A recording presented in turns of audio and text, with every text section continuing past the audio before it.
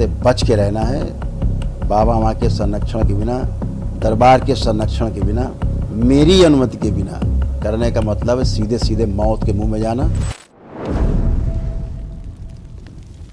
इस समय बहुत फ्रॉड तमाम गुरु बन के बैठ गए पूरे देश में, दरबार के नाम पे दुकानें खोल के आप भ्रमित होते हैं और वहाँ फंस जाते हैं। आप पैसा भी जाता है, आपके पुण्य भी छीन हो जाते हैं। जो दरबार के पुण्य हैं वो भी नष्ट हो जाते हैं और उसकी गंदगी आप में प्रवेश करती, जिससे आप जो आपके साथ फ्रॉड करता है और फिर आप टेढ़े मेढ़े हो जाते हैं और आपका भी नष्टीकरण होता है। उसका तो जो नष्टीकरण बेचारे का होता है हो ही रहा है, लेकिन आपका भी नष्टीकरण तत्काल शुरू हो जाता है, पुण्य पूरे ही छीन जाते हैं।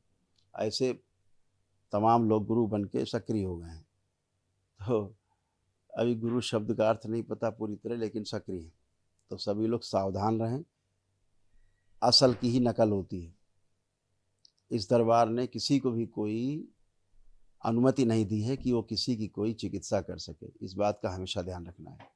किसी को भी अनुमति इस धरती पर नहीं है कि दरबार की ओर से कोई भी दरबार की ओर से चिकित्सा कर सके, किसी की भी। सब नकली, सब फ्रॉड और अपने रोग कष्ट और भोग बढ़ाने के साथ साथ दूसरों के रोग कष्ट और भोग बढ़ा रहे हैं। परिवार के लोग मरेंगे, तड़पेंगे, स्वयं मरेंगे, तड़पेंगे, उनके परिवार के सदस्यों में सब स्मृतियाँ जाएंगी, गंदी संदी नकारात्मक स्मृतियाँ एक दूसरे की, और परिवार तबाह होने लगेगा। धीरे धीरे पूरा परिवार तबाह होने लगेगा। धीरे धीरे धीरे करके समस्याएं आप में बढ़ेंगी, उससे बढ़ेंगी। हमेशा मैं कहता हूं कि स्मृतियां जो है स्थानांतरित होती हैं। बात करने से, मिलने से, छूने से भी स्मृतियां ट्रांसफ़र होती हैं। ये भी बार बार बताया गया है कि जो भोग है वो 6 प्रकार से तय होता है। 9 प्रकार के भोग, लेकिन 9 प्रकार के कर्म के अनुसार भोग 6 प्रकार से बिल्कुल सीधे सीधे तय होते हैं। बोला जाता है कि मनसा वाचा कर्मणा कृतकारित अनुमोदित। तमाम लोग इस तरह के जो लोग सोचने मात्र से भोग तय होने लगते हैं, भोग बनने लगते हैं, और किसी को प्रोत्साहित करने से, हाँ हाँ बहुत अच्छा कर रहे हो, बहुत अच्छा कर रहे हो, या शामिल होने से भी भोग बनते हैं। इस बात को ध्यान रखो। दरबार इसको शुरू से कहता चला आ रहा है। तंत्र दीक्षा में तमाम ऐसे भक्त हैं जो भ्रमित हैं। मैं बार बार कहता हूँ शक्ति सबके पास है, जो दरबार से जुड़े हुए लोग, लेकिन उस शक्ति का अभी सदुपयोग करने का आपका समय नहीं आया है। शक्ति को सदुपयोग करने के लिए पहले सुरक्षा की आवश्यकता होती है। आपके पास तलवार है लेकिन ढाल नहीं है, आप कहीं के नहीं, कहीं कोई युद्ध नहीं जीत सकते आप, सिवाय आपकी मृत्यु तय है। तो शक्ति होना अलग इश्यू है, बचाव के लिए होना दूसरी बात है। तो इन सब चीज़ों को ध्यान में रखते हुए दरबार ने ना तो किसी को कोई अनुमति दी है कि कोई किसी की चिकित्सा करे, और ना ही ये अनुमति दी है कि वो कोई दरबार लगा के खोल के बैठ जाए, दुकान लगा के। ये संकल्प है सभी का। जो भी लोग कभी दरबार अनुमति भी देगा तो सब चिकित्सा पूरी की पूरी निःशुल्क होगी, एक पाई का भी लेन देन का नहीं होगा। जितने भी दरबार के भक्त हैं, इनका संकल्प है। जो भी आगे इस विद्या में आगे बढ़ रहे हैं, उनका संकल्प है, दरबार ने पहले से करा रखा है, एक भी रुपया किसी से किसी भी प्रकार का नहीं ग्रहण करेंगे, अन्यथा लेने वाले के साथ साथ देने वाला भी दोषी है। ये भी ध्यान रखो। बजाय ठीक होने के नरक में जाना तय है। तो जो लोभ लालच में दरबार इसीलिए चयन करता है कि लोभ लालच में जो लोग नहीं होते हैं उन्हीं का चयन करता है, अन्यथा रिजेक्ट कर देता है। तो अभी इस जून माह में दरबार में 15वें लेवल के लिए भी चयन होगा। जो 10वें लेवल के लिए आएंगे लोग, उनका भी चयन होगा, और 10वें लेवल से जो पुराने लोग हैं उनका 15वें लेवल में छांट के चयन होगा। 21 लेवल पूर्ण होने के पश्चात ही आप इसके पश्चात फिर एक पूर्ण दीक्षा होगी दरबार की ओर से, जिसमें कुछ लोगों को अधिकृत किया जा सकता है। वो भी दरबार द्वारा, वो दरबार द्वारा प्रकाशित रहेंगे, दरबार के संरक्षण में रहेंगे, दरबार की सुरक्षा में रहेंगे। लेकिन ऐसे सभी दरबार निःशुल्क ही चलेंगे, 1 रुपये भी किसी से कोई लेना देना नहीं चलेगा। जो खेल चल रहा है पूरे देश में लूट मार का, दरबार ये इस खेल को न प्रोत्साहित करता है और ना ही इसको संरक्षण देगा। इस बात को हमेशा ध्यान रखना है। अगर कोई पैसा लेके आपको हवन करने आदि के नाम पर बोलता है कि आप को हवन करा देंगे, आप ऑनलाइन बैठ जाइए, आप अभी करा देते हैं और भेज दीजिए पैसा, आपको तुरंत धमकाता है, डराता है, तो समझ लीजिए बदमाश है, एकदम नकारा व्यक्ति है, इससे बचना है। और तमाम लोग चिकित्सा के नाम पे टोकन वोकन लेके काम चालू कर दिए हैं, नरक में जा रहे हैं और दूसरे लोगों को भी नरक में ले जा रहे हैं। भक्तों को क्या कहें, इनकी बुद्धि पर तो ताला पड़ जाता है, इनको तो किधर भी चलो बस भागना शुरू। वही हाल है कि आदमी स्वयं स्वस्थ हुआ नहीं है, दूसरे को स्वस्थ करने चल जाए। जैसे खुद तो हाई स्कूल पास नहीं हुए और दूसरे को इंटर की और ग्रेजुएशन की क्लास लेने लग गए।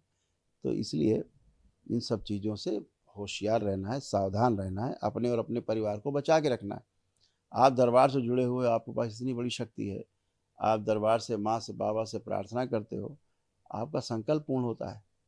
निश्चित रूप से अगर आप में कोई अव्यवस्था हो गई तो दरबार से जुड़ते हैं, आप मिलते हैं, टोकन लेते हैं। ऑनलाइन भी दरबार चिकित्सा करता है, ऑनलाइन आपको ट्रीट करता है। अगर कोई प्रॉब्लम है, ऑनलाइन नंबर पड़े हुए हैं, लेकिन जो दरबार के नंबर हैं उन्हीं से। कुछ लोग इस तरह से जो सक्रिय हैं कि अरे चलो गुरुजी ने हमको अधिकृत कर दिया है। कुछ लोग तो कहते हैं कि गुरुदेव ने कहा था कि कृपा, गुरु कृपा मिलती नहीं, गुरु कृपा छीन ली जाती है। गुरु कृपा छीनी जाती है, गुरु कृपा करता नहीं, देता नहीं। ये बात सही है, लेकिन छीनने की भी तो कोई विधि होगी कि केवल बस गए हो, कोई रुपया पैसा जो आप छीन ले गए। गुरु कृपा छीनने की विधि है समर्पण, गुरु के प्रति समर्पण, पूरा पूरा समर्पण, 100 में 100% समर्पण, ये विधि है। तो जब आप में समर्पण ही नहीं हुआ, आप गुरुमुखी नहीं हुए, तो कहाँ से आपको कृपा आने लग गई भाई। तो दुष्टों दैत्यों के कारण दैत्य स्मृतियाँ सक्रिय रहती हैं और दैत्य आपको भ्रमित करते हैं, और भ्रमित करके आपको इसलिए प्रेरित करते चलो ये चिकित्सा कर दी जाए। दैत्य आएंगे, दैत्य करेंगे और आप दैत्यों में फंसेंगे और दैत्य स्मृतियों में आप और आपका परिवार नष्ट होगा। इसको कोई नहीं बचा सकता, इस बात को ध्यान रखिएगा। ये तंत्र है, बच्चों का खेल नहीं है। ये इस बात को हमेशा ध्यान रखो, ये ज्वालामुखी है। ये केवल अलाव नहीं जल रहा है होली का, ये आप दाएं बाएं चक्कर काट के निकल गए। ये ज्वालामुखी है, इससे बच के रहना है।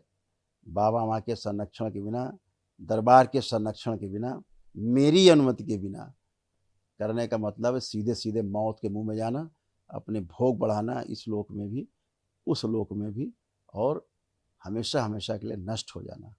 बड़ी बड़ी देव शक्तियाँ भ्रमित हो जाती हैं, ये तो दैत्य हैं। तो आप सभी लोग होशियार रहें।